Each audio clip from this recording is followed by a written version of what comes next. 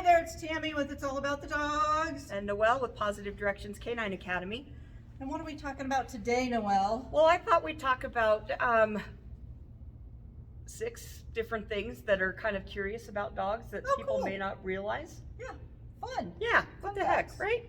All right, So 6 fun facts about dogs. Yeah. All right. So the first one that I wrote down here is why do dogs circle before they poop?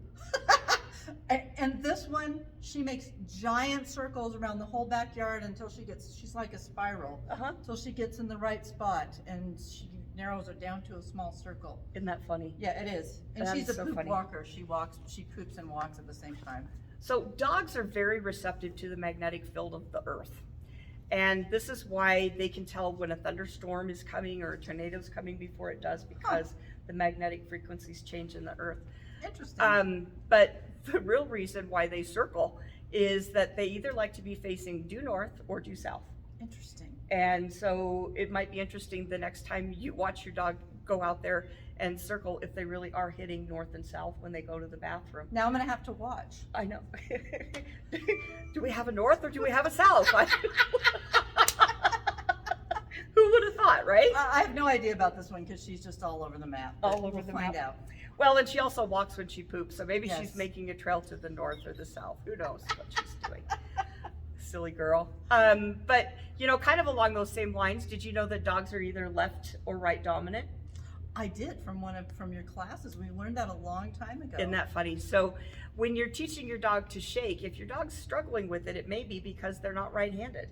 If you're right-handed and you're reaching over to their right side, if they are not right paw dominant, they're going to be like, I don't know what you're talking about.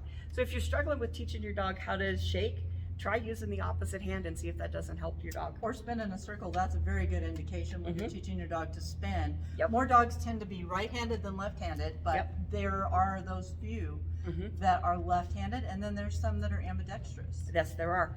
Another thing that'll help you is put your dog in a sit and then see which foot they step off with first. There you go. Yep. So we tend to be, I know I'm pretty much a right dominant person, Me and too. when I step off, I always step off with my right foot, A lot. unless I'm healing. Unless you're doing obedience exercises. Right, exactly. Which we all tend to step off on our dominant foot, but we need to be cognizant if your dog's on your left side to step off on the left. Yep. But that's a side note. But, yeah. So if you're teaching your dog to spin left and right, and we can make a video about how to do that. Yep. Then you can tell which direction they are easier to spin in. Yep. Is right. Is the one that they're dominant. Yep. Yep. Okay, the next one that I wrote down was, I thought this was interesting, especially with summer coming on. Dogs get hotter quicker than humans do, obviously, because they don't have sweat glands. Their sweat glands are actually located in their feet. So we have sweat glands like in our armpits and on our chest and back of our head and all those different places. But dogs don't have those. The only way that they can sweat or to release heat is through the pads of their feet. So if your dog ever starts to get overheated or you're having problems where you think that it's just too hot for the dog, the first thing to do is cool off the feet. I know that Put them in a sounds little weird, kiddie but pool with cold water. pouring water over the dog will actually heat them up faster than because the reflection will actually increase. And they the don't heat. like that No, anyway. they don't. So pick they them up don't. and stick them in your bathtub with a little bit of cold water in the bottom. Or what I've done with Titus, and if you've watched any of our videos, you know he's really old. Sometimes he gets overheated because his heart medication, it causes him not to be able to regulate his body heat.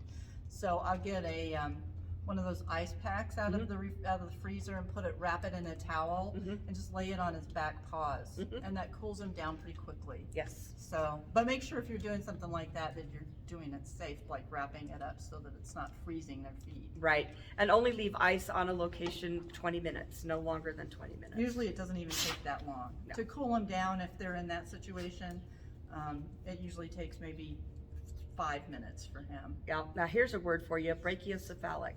What the heck is that? Those are dogs that have no long nose. Those are your pugs, your Bostons, your boxers, your bulldogs. Those dogs also they heat up even much faster than a regular dogs. And so it's really important if you've got a dog like that, that you're taking extra steps to make sure that they stay cool. Don't get heat stroke with your dog can get heat stroke really fast. Yes, they can. So, Absolutely, they can. So the next one, why do dogs yawn? why do dogs yawn? You know, it is not typically because they're tired. Yes, dogs will yawn when they're tired, but usually they're yawning because they're stressed. Mhm. So, We've seen that many times in class. oh yes, When people get out there with their dogs and their dog starts yawning, Mhm. they're not. It's not because they're tired. right. So if you're training your dog and your dog starts yawning, don't think, oh, my dog's tired and they want to quit. What actually is happening is we're putting too much stress or pressure onto our dog, and our dog's yawning is a way to relieve that. Kind of like some people laugh when they get nervous. Some people, here we are laughing. Not us. We never laugh when we're nervous. Some people may play with their hair, or they may chew on their fingernails or bite the skin on the inside of their cheeks. Dogs don't have that ability, so they yawn as a way to try to decompress. Interesting. Yeah. Watch that next time you're out working with your dog and see Uh-huh. if they get stressed out. Yep. Or if you take your dog on an outing, are they yawning or are they happy? What I've noticed when my dogs are sleepy, they get that sucking kind of thing going on with their mouth, like Oh. like when they were puppies Mhm. and they would go to sleep nursing. Mm-hmm. They all do that. All of my dogs do that. Yep. I noticed the other night that I had one of my boys was sleeping right here and he was doing that. Mm-hmm. And he's 5 years old. I'm like, Yep. it's just, Titus still does that, and he's 17. mm-hmm. Yep. Yep. Some babies just never really grow up. Okay, so here's my next one. Why do dogs sleep in a ball, and why do they circle before they lay down? Drives me crazy because I have 4 of them, and 4 of them circling on the bed is like a freaking windmill, right? Right.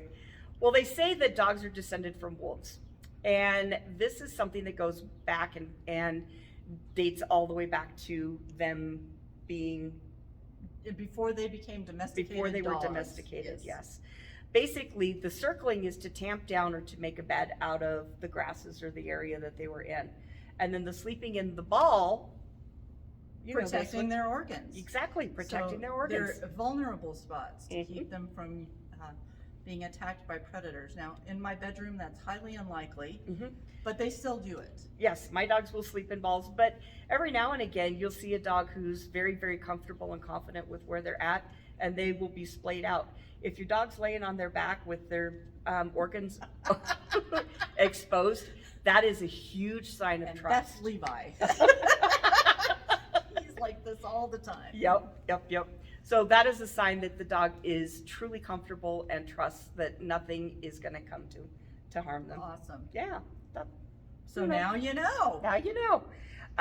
Okay, next one here that I've got is your dog's nose is unique to your dog. Just like our thumbprints or our fingerprints are unique to us, they are unique to the dog. There are no 2 nose prints that are alike unless you would have identical twins. Really? Yeah.